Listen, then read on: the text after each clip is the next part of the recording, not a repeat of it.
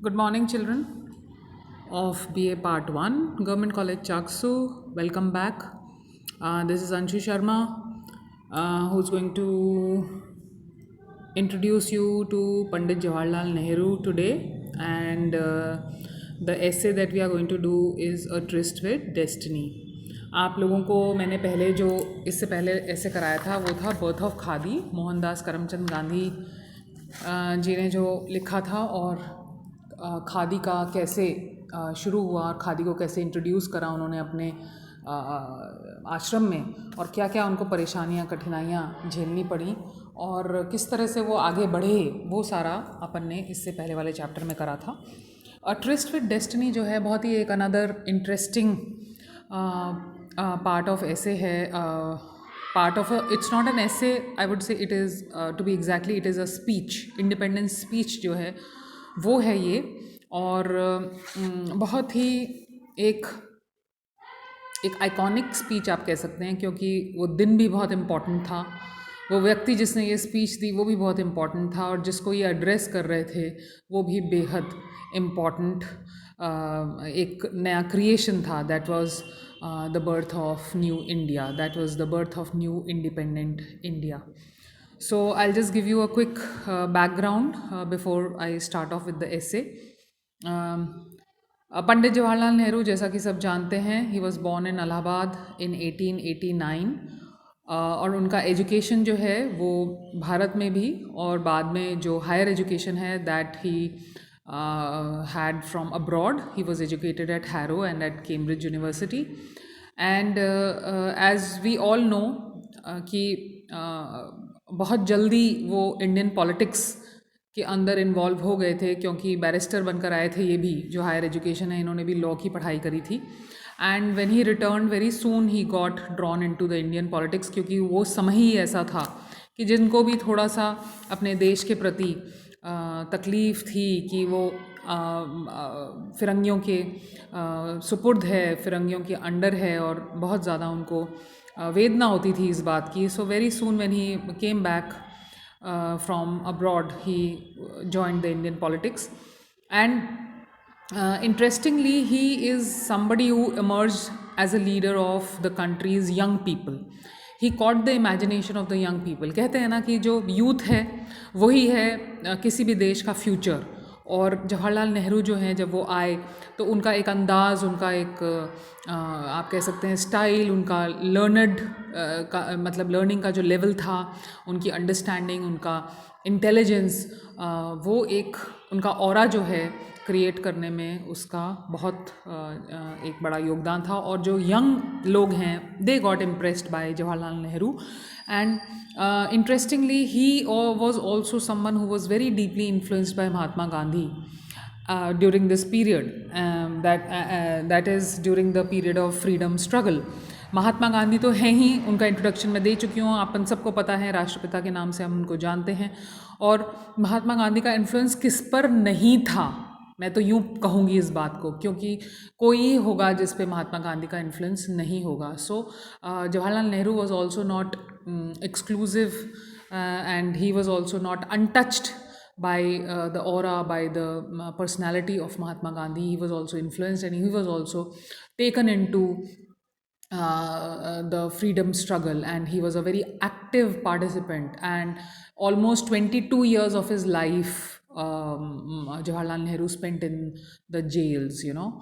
And in 1947, when we became independent, when India became independent, Jawaharlal Nehru was the first Prime Minister of India. He became the first Prime Minister of India and remained so for almost 17 years till his death in 1964. So he was the first prime minister, and then he continued to come in power because democracy थी, voting होती थी, और चूँकि दुनिया को पता था कि उन्होंने इतना काम करा है और लगातार उनका योगदान जो था आगे से आगे बढ़कर था। उन्होंने नेशनलिस्ट स्कीम्स बहुत सारे लाए, 5-year प्लान्स लाए, तो बहुत सारा उन्होंने जिसको कहते हैं मेहनत करी देश को खड़ा करने के लिए, जहाँ पर जो था कंट्री था उसको आगे ले जाने के लिए उन्होंने अत्यंत मेहनत करी और लगभग 17 साल वो प्राइम मिनिस्टर रहे। अब जहाँ तक उनकी पर्सनालिटी का सवाल है, बहुत मिक्सचर थे वो। एक ही was a dreamer, he was N idealist and a humanist and an artist with words and not just a मियर politician. आपको मालूम होना चाहिए कि जवाहरलाल नेहरू को अपन सिर्फ एक पॉलिटिशियन के नाम से नहीं जानते। अपन उनको एक पॉलिटिशियन ऐसे एड्रेस नहीं करेंगे, अपन उनको स्टेट्समैन कहते हैं। और पॉलिटिशियन और स्टेट्समैन का अंतर जो है वो अपन सबको मालूम है। और यहाँ पे भी जो उनका एक अंदाज़ था, क्योंकि एक ड्रीमर जो होता है, जो फ्यूचर के बारे में कुछ सोच सकता है, ड्रीम करता है, you have to dream big, only then you can achieve great heights. So he was a dreamer plus he was an idealist. What is an idealist? Idealist is somebody who is looking for perfection, somebody who wants everything to be perfect. तो जब एक dreamer perfectionist भी हो जाए तो फिर आप क्या क्या नहीं अचीव कर सकते। It is like you can go beyond your thoughts to achieve what you set out to achieve.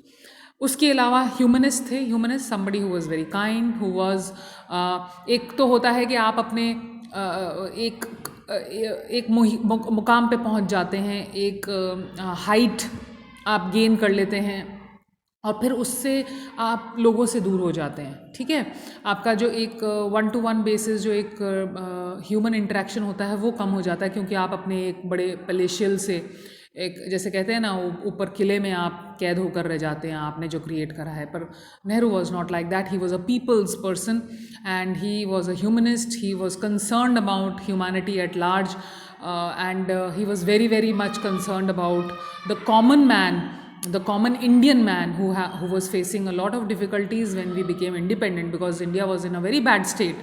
The British had really left us in a very pitiable state, in a very poor state, and Nehru was very much concerned about the poor people of India, and he had this idea, he had this idealist kind of a dream that India would become a world power. India would become would come at par with any great power like the Britain or America.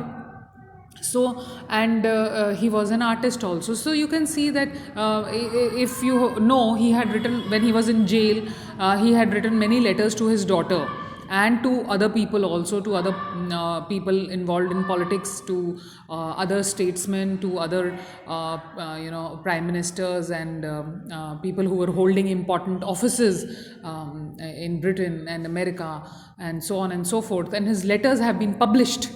There are almost 100 volumes of his letters that have been published, क्योंकि उस ज़माने में telephone और internet नहीं होता था। पत्र व्यवहार ही एक चीज़ थी जिससे कि हम एक दूसरे से टच में रहते थे।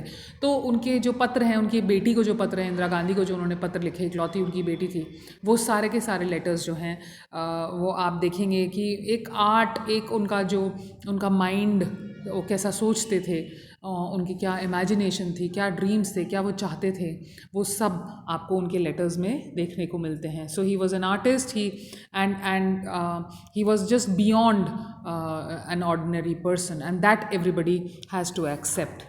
Then his writings and speeches merge with his life, and his life merges with the life of the nation. So जैसा मैंने आपको बोला, उनकी speeches जो हैं, उनकी writings जो हैं, वो उस सब में झलकता है वो क्या चाहते थे देश के लिए, वो क्या चाहते थे as a person also, as a father also.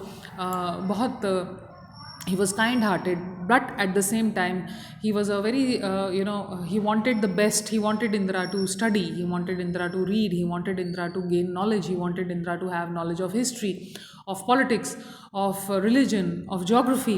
So एक जैसे एक आम पिता होते हैं जो अपने बच्चों के लिए बेस्ट चाहते हैं, जो चाहते हैं कि उनका बच्चा पढ़े लिखे आगे बढ़े, वो एक जो है वो आपको देखने को मिलता है उनके लेटर्स से। पर उसके कॉन्ट्रास्ट में आप देखेंगे कि किस तरह से वो इस देश को आगे लेकर जाना चाहते थे, किस देश को एक वर्ल्ड मैप पे उसकी एक पोजीशन बनाना चाहते थे, वो सब आपको उनकी लेखनी से मिलता है। और उनकी जो स्पीचेस हैं उसका भी कंपाइलेशन है, वो भी अब किताब फॉर्म में आता है। तो उनकी राइटिंग्स और उनकी स्पीचेस जो हैं वो उनकी लाइफ को ही दर्शाते हैं, और उनकी जो लाइफ है, जो उनका पूरा जीवन है, वो अपने देश के लिए उन्होंने दे दिया। अपने he contributed whatever he had to the betterment of the country. Uh, and his elegant poetical prose is best captured in the letters from a father to his daughter. So, if you get hold of these letters, you would realize how beautifully he wrote. Even his prose was poetical. Now, this is like a very big compliment कि जो pros writing है उसमें भी poem, उसमें भी एक तरह से लिरिकल क्वालिटी है, उनकी बातें जो हैं they are very, they have a dream like quality and they have a lyrical quality. And his autobiography is also extremely popular. His autobiography also is a must read. And besides that, the Discovery of India, जिसके ऊपर एक serial भी बना था, discovery of India, बाकायदा DD पर उसका पूरा चित्रण हुआ था डिस्कवरी ऑफ इंडिया का. बहुत फेमस वो सीरियल है. उसमें पूरी की पूरी जो बैकग्राउंड है अपना प्री हिस्टोरिक से चलते चलते पूरे जितने मुग़ल राजा आए, कैसे एक पीरियड के बाद दूसरा पीरियड आया. It's like actually a discovery of India. If you go through that book, you learn so much. And besides that, he also wrote glimpses of world history, and all these books that he has written show that he was a very intelligent, very learned and a very prolific writer. And at the same time, his speeches, they were also, he did not have to prepare for any speeches. He could extempore का मतलब होता है बिना तैयारी के उनको बोलें तो वो स्पीच, क्योंकि उनका नॉलेज इतना था, उनका ज्ञान इतना था कि हर टॉपिक के ऊपर वो बोल सकते थे बिना प्रिपरेशन के. उनका अंदर ही उन्होंने इतना ज्ञान अर्जित कर रखा था. So his extempore speeches also, you can learn so much from them. And this particular chapter which has been prescribed for your course is also the speech that he gave on the eve of independence. ठीक है, तो ये speech जो है अ tourist with destiny, बहुत ही iconic इसका title है. और this was delivered by Pandit Nehru on the eve of India's independence. Eve का मतलब क्या होता है? एक दिन पहले. ठीक है, शाम. जैसे 15 अगस्त को हम फ्री इंडिपेंडेंट हुए थे, तो 14 अगस्त 1947 को मिडनाइट, आपको पता है रात के 12 बजे अपनी तारीख बदलती है, तो मिडनाइट पर इन्होंने ये स्पीच दी थी. हिस्टोरिक ये इवेंट था. And in this speech he remembers the past and at the same time he suggests ways to build the future, and he asks the nation to serve not only India but also all humanity. Now this is very important. When I read, it's not a very long speech, it's a small speech. मुश्किल से एक पन्ने का ये speech है जो कि मैं आपको कराऊंगी. आपको अभी दिखा देती हूँ मैं स्क्रीन पर. ये तो पहले आप देखें जवाहरलाल नेहरू का signature. You can see the kind of writing he had. A very यहाँ पे भी it's almost the way the signature also कहते हैं ना, your writing reflects your personality. So here also you can see the signature is very languid, it's long, it's got those loops and curls and curves, and it's like quite poetic. His signature is also quite poetic, I would say that. So when he spoke, tryst का मतलब क्या होता है कि हमारी एक pact है, हमारी एक डेट है, हमारी एक मीटिंग है, हमारा एक प्रॉमिस है. एंड किसके साथ ये प्रॉमिस है? It is with destiny our future. So he talked about how from the past we have to get out and we have to reach for the stars. We have to get the best for the people of India, and we have to make sure that the people of India, after becoming free, become free in all ways possible. So this is the tryst with destiny there where he talks about. ये chapter आप देख सकते हैं on your screens. You can see I have marked it, lines I have underlined, points which I want to highlight, and it's a very short, you can see here, it ends here, just barely a 1 page long essay it is. And this speech we shall be doing in the next lecture. I'll go through all the points and explain what he meant by what he said on the eve of independence. So I'll end here now today with this introduction, and tomorrow I will go with the I'll discuss the speech with you. Please read it and come. You must have got the books by now, so read through this. Even if you don't understand some words, doesn't matter, I'll explain them to you tomorrow. But meanwhile, go through the chapter so that you have an idea of what it is all about. So with this brief background on Jawaharlal Nehru, I shall meet you again tomorrow. So till then, stay safe and bye-bye.